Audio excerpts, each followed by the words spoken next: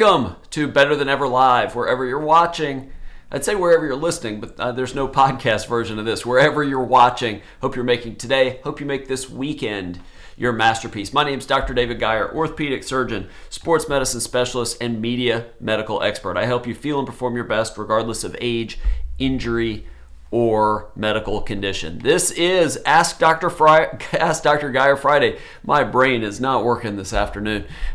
So this is your chance if you have any bone or joint injuries, sports or exercise injuries, health or wellness questions, definitely ask those away. I've got one I want to talk about that I started to answer last night on That's Gotta Hurt Live, the show about pro and college injuries. Somebody asked me a question. I'm going to further expand on that today, but if you have any questions, any comments, leave those in the comments section and I will share them. Try to keep them short because I put them on the screen if I can.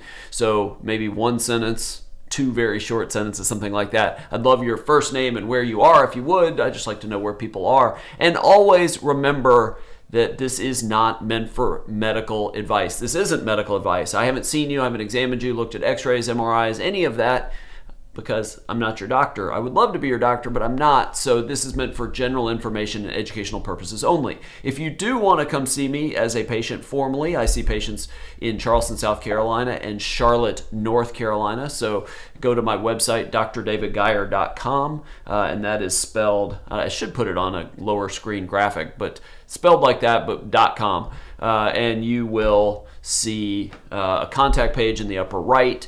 There's an option to request an appointment, and you can get in touch with me that way, and my office staff can do that. But this is not about getting patients to my practice. This is just about helping however I can. Jamie's from Michigan.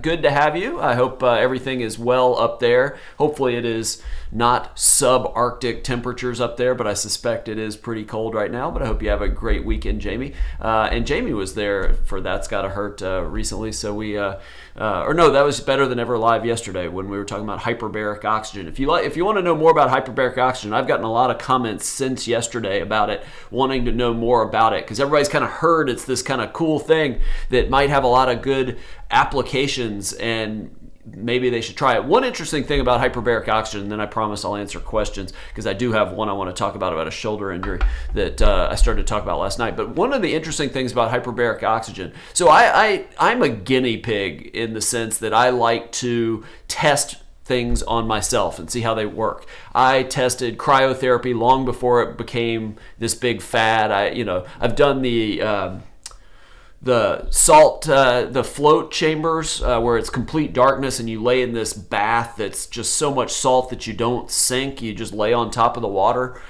which is an interesting experience, both kind of good and bad. We could talk about sometimes. I've tried all sorts of different things.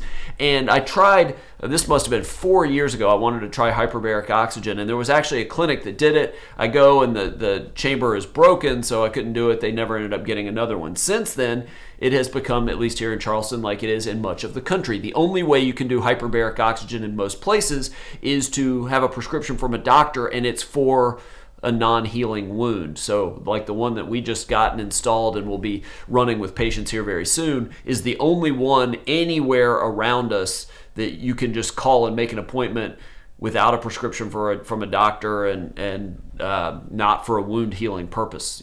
Brain benefits, I'll be using it for patients with muscle injuries, things like I talked about yesterday. So got a lot of comments on that. It's a really interesting thing. So check that out wherever you live and decide maybe that's something you want to try for yourself.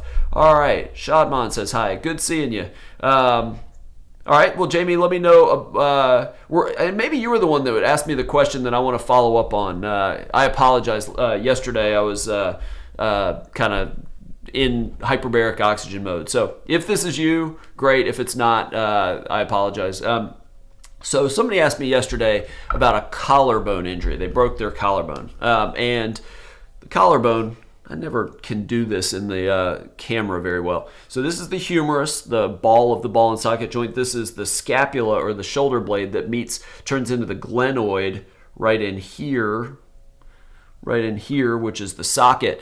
And then there's, like I said, the tip of the shoulder blade is the acromion, and then it comes across the clavicle or collarbone where it meets at the AC joint right there. But the collarbone is interesting because it used to be an injury that, even up to the time when I was training, you didn't fix them surgically. Those were just things you put in a sling and just let it heal. I mean, that was just how orthopedic surgery was. Oh, they're all going to do fine. The problem is they didn't all do fine. And the big difference with when you need surgery and when you don't is it depends a little bit on how many parts it's broken into, but there has to be separation, or there has to be contact of the ends of the bones for it to heal. Now, it doesn't even have to be lined up all that well, but it has to be lined up at least enough that the sides on each side are at least touching. Then what happens is all these inflammatory cells sort of surround that area where there's a little bit of step off, eventually fill it with what's called callus or early bone formation, and over a long period of time it remodels. Now, it never completely remodels. That's why you see when you see people that have had a collarbone fracture, they'll have a lump there years and years and years later.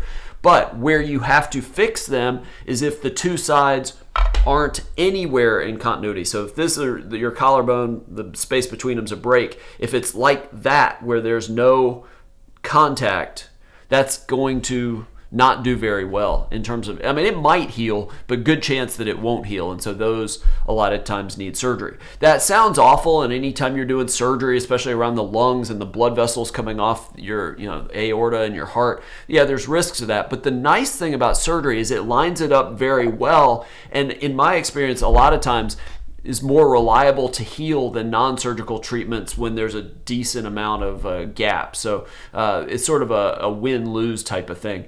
But it can be difficult because there's not a lot of subcutaneous fat there or muscle right over it. So a lot of times you feel that plate and screws, which sometimes you end up having to go in and take those out later. Shadman, exercises after tibia fracture surgery and timetable. So the timetable is a little tricky because you've got the time that it takes a fracture to heal, which is not an absolute amount of time. Some people that's 10, 12 weeks. Sometimes that's even longer. So I don't necessarily look at it in the number of weeks.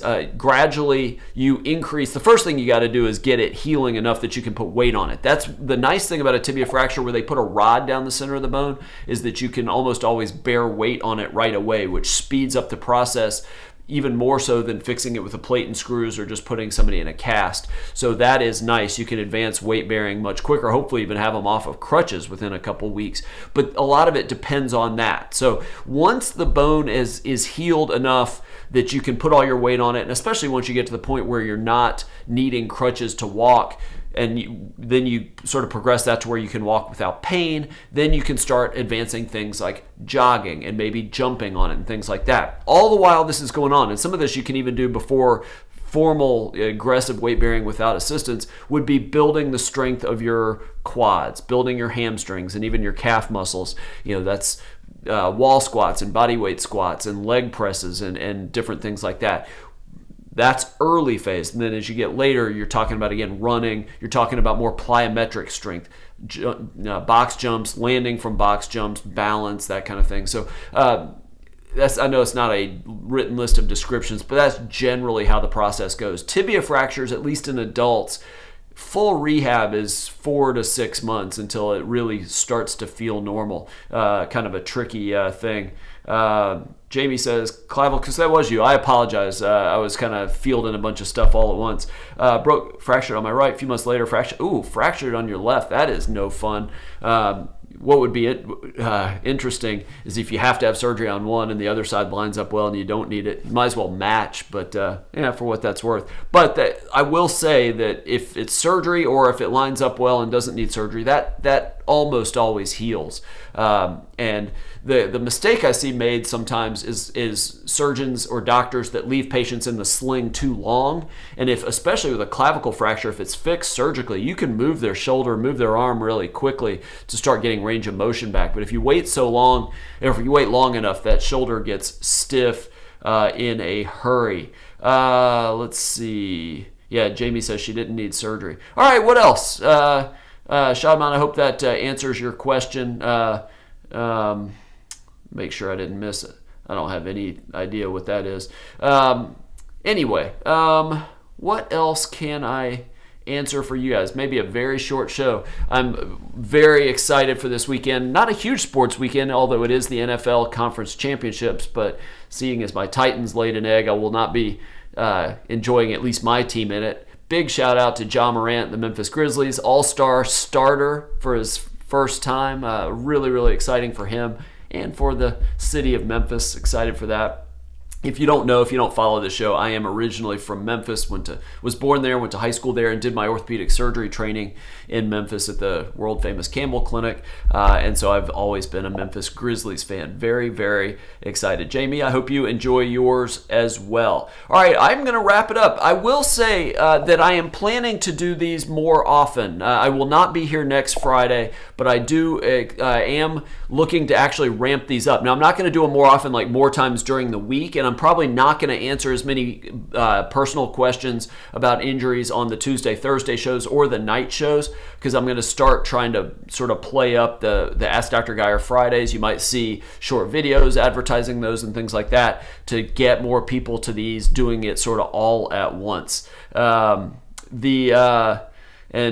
Shadman says, move my ankle, but I can't. Yeah, what I would suggest, stiffness of the ankle, stiffness of the knee can be tricky after a tibia fracture. So you do everything you can, but work with a physical therapist. That is, if that's at all possible, that is the best way to do that. All right, thank you so much. Again, count on doing these as many Fridays as I can possibly do it. It'll probably be 40 to 45 Fridays a year. It's just, it will not be next Friday, but very, very excited. I hope you have a fantastic weekend, and I will see you Tuesday at noon p.m., 12 p.m. Eastern Time.